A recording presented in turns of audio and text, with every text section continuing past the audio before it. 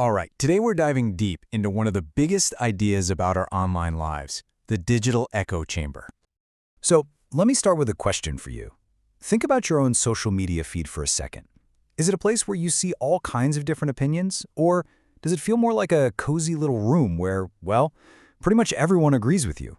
It's a really important question, and it gets right to the heart of what we're talking about today. So first up, let's get on the same page. An echo chamber is basically just what it sounds like, right?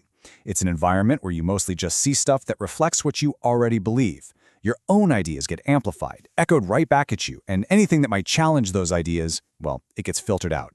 It's a pretty powerful and honestly kind of scary concept. And this has become the story we all seem to tell, hasn't it? That we're all just trapped in these little digital bubbles, perfectly curated by algorithms to keep us safe from any difficult thoughts. But what if that's not quite right? What if there's more to the story? Before we can start poking holes in that idea, we've got to understand why it feels so true in the first place. So let's look under the hood at the engine that would, in theory, build these bubbles. It really all kicks off with something called profiling. And we're not just talking about the platform knowing you like cat videos. As the official GDPR definition here says, this is about automated processing of your personal data.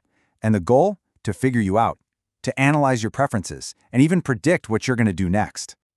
And this stuff is, wow, it's incredibly powerful. Just think about this. Studies have shown that something as simple, as mundane as your Facebook likes can be used to predict really sensitive things about you. We're talking your political views, your ethnicity, stuff you never ever explicitly told the platform. It's wild how the little things can reveal so much. So, the big question is, why? Why go to all this trouble? Well, it all comes down to something called the attention economy. Look, there's an infinite amount of information out there, but there's only so much of your attention to go around. That makes your attention the real, scarce resource. And for these platforms, their whole business model is built on capturing and holding it for as long as possible. And this gets to a really critical point. The algorithms doing all this work, they aren't some evil superintelligence trying to tear society apart. I love this quote from computer scientist Pedro Domingos. People worry that computers will get too smart and take over the world. But the real problem is that they're too stupid and they've already taken over the world. And that's it, right there. These are simple systems. Their one and only job is to maximize engagement, to keep you looking.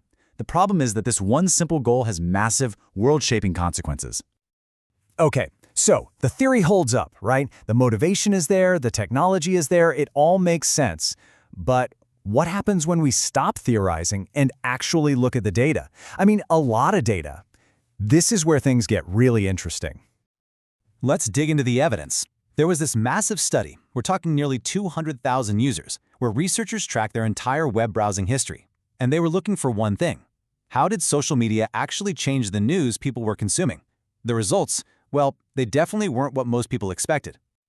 Just look at this table. It really throws a wrench in that simple echo chamber story. The first big takeaway is that social media isn't one single thing. Different platforms do totally different things to our news diet. And check this out. For both Facebook and Reddit, the diversity of news sources people saw actually went up. They saw more different sources, not fewer. The real kicker, though, was the political slant of that news. So let's break that down a bit. On Facebook, yeah, you saw more variety, but the algorithm also tended to push you towards more partisan sites, stuff that really doubled down on what you already thought. But Reddit, it also showed you more variety, but it actually tended to pull people toward more moderate, centrist sources. So two completely different outcomes. So here's the big reveal. That super simple idea that we're all trapped in these bubbles that show us less of the world, according to this huge study, that's just not really what's happening. The reality is way more complicated and, honestly, way more fascinating. Okay, so if the problem isn't that we're isolated in a bubble, what is the problem? What's the real threat here? Well, the research suggests we should stop focusing on the bubble and start looking at something else: algorithmic amplification. This chart really shows what we're talking about. This is that partisan shift on Facebook. You can see it clearly. The more people use the platform, the more their news habits shifted to the extremes. Conservatives started consuming even more conservative news, and liberals started consuming even more liberal news. The platform wasn't building a wall around them, it was acting like a giant amplifier, pushing them further and further apart. And why? Why does it do that? We have to go back to the attention economy. The algorithm doesn't care about truth, it cares about engagement. And what gets us to engage? Strong emotions, right? Outrage, validation, fear, that's the stuff that makes us stop scrolling.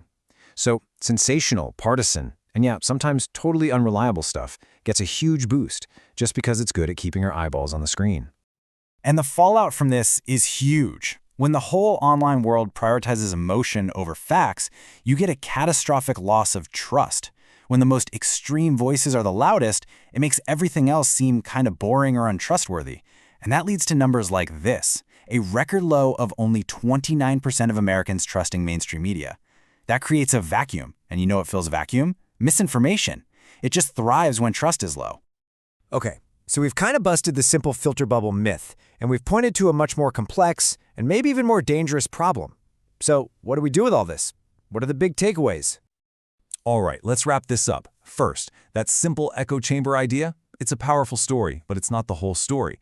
The reality is way more complicated. Second, not all social media is the same. Different platforms can push you in totally different directions. Third, and this is the big one, the real danger probably isn't being isolated from other views. It's the amplification of the most partisan stuff. And finally, as we're about to see, there's no easy fix for this. No silver bullet. You know, speaking of simple fixes, a lot of people say, just give us a chronological feedback, right? Well, a massive study with Meta actually tested that. For months, during a major election, they switched a bunch of users back to a chronological feed. And the result? It did basically nothing. It didn't significantly change people's political attitudes or make them any less polarized. So yeah, the problem is a lot deeper than just how our posts are sorted. Which leaves us with one last, kind of tough question. If tweaking the algorithm isn't the magic answer, and if the bubble isn't this perfect prison we imagined, then we have to start looking beyond the code. We have to look at ourselves. If the algorithm is only one part of the story, then what part do we play? Something to think about.